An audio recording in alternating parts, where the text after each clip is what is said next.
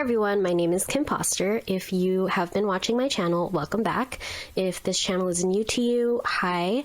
I just want to let you know that this channel is for anybody who wants to learn about BPD, whether you have this disorder or whether you're a loved one of somebody that you really care about and you're trying to help them. My channel is for you. So this video was inspired by my friend, BPD Woman. She is on YouTube. You should check out her channel.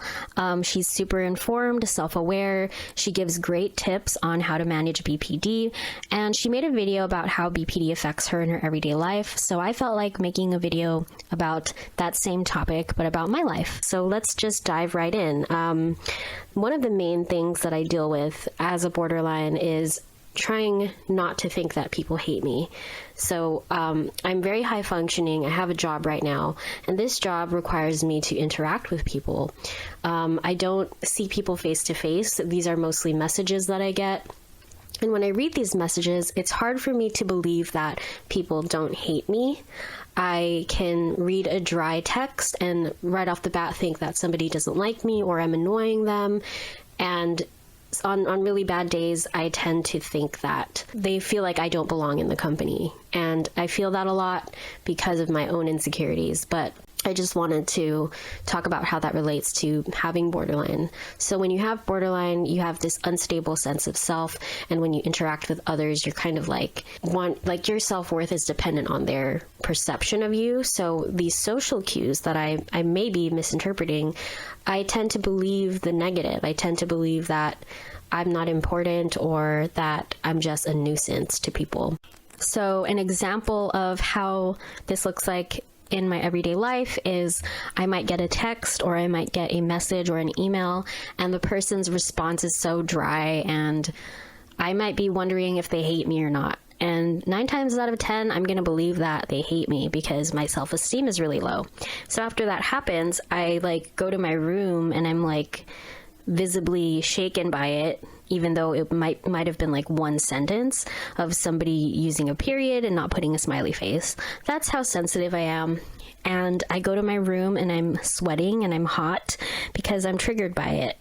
And this just shows how deep my fear of rejection is, because one sentence from someone who may not even be an acquaintance, just a coworker, can affect me. And for the rest of the day, I'm beating myself up about not being good enough. Why don't these people like me? Why does everyone hate me? And it just turns into a shame spiral.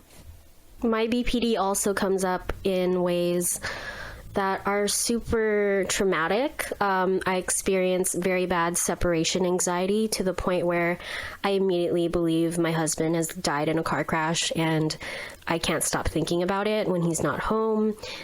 So what we've done to kind of curb my negative thinking about him being gone is we set up a time where I can expect him to be back.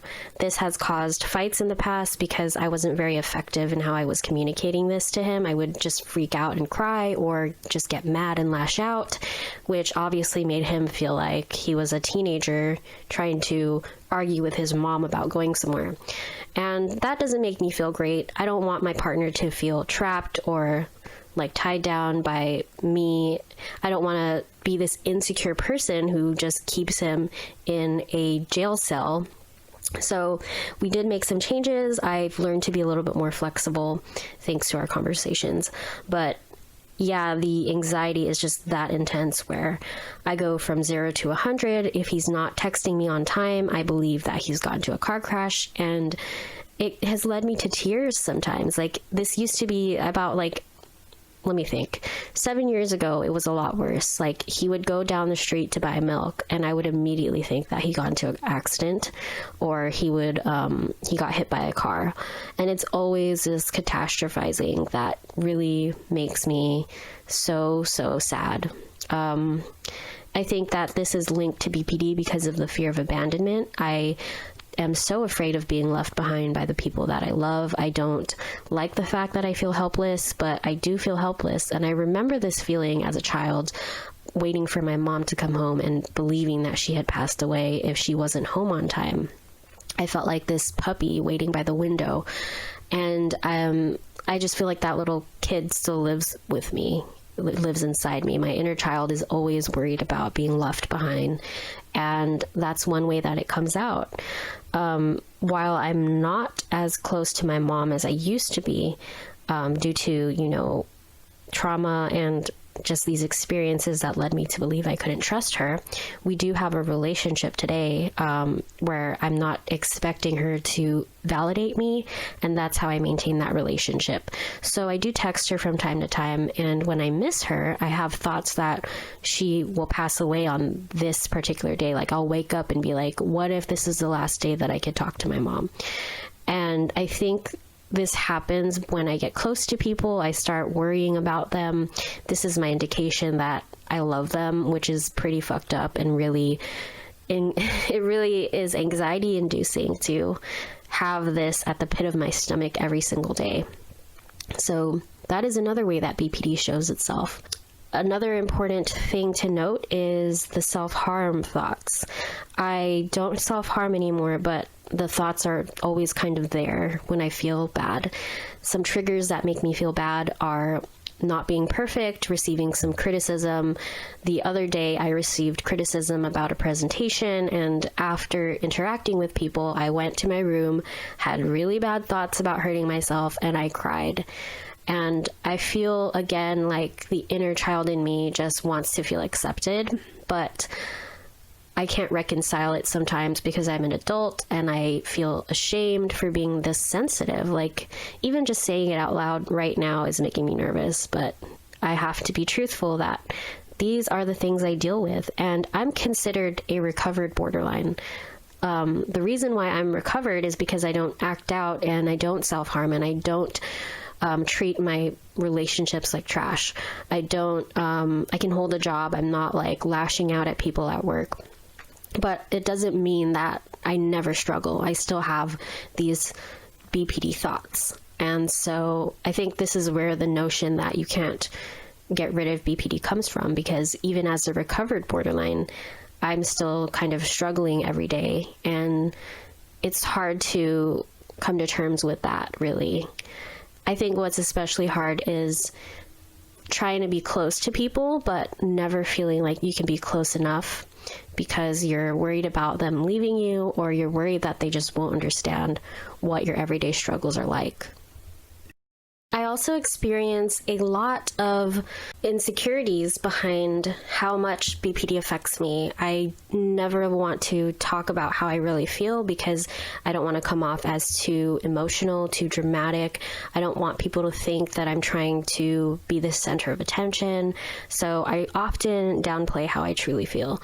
And this is especially true if it's a negative emotion. I learned from a young age not to cry because it means that my mom will ignore me if I cry. So I don't want people to dislike me. Therefore, I try to be happy. I try to appease everyone, which is, again, very tiring, gives me a lot of anxiety. I don't want my mask to slip. And when it does slip, I feel ashamed after. I think, what the fuck have I done? I can't believe I opened up about this.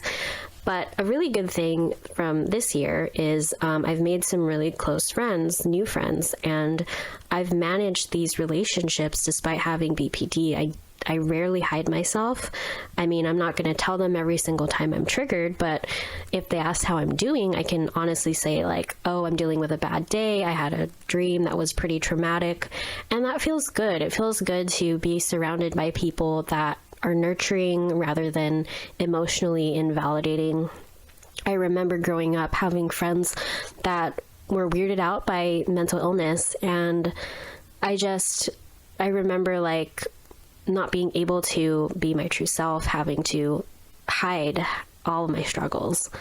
And I think that was around the time where I would cut myself because I didn't have an outlet. It was either drinking or cutting, and I just keep my distance from those friends now.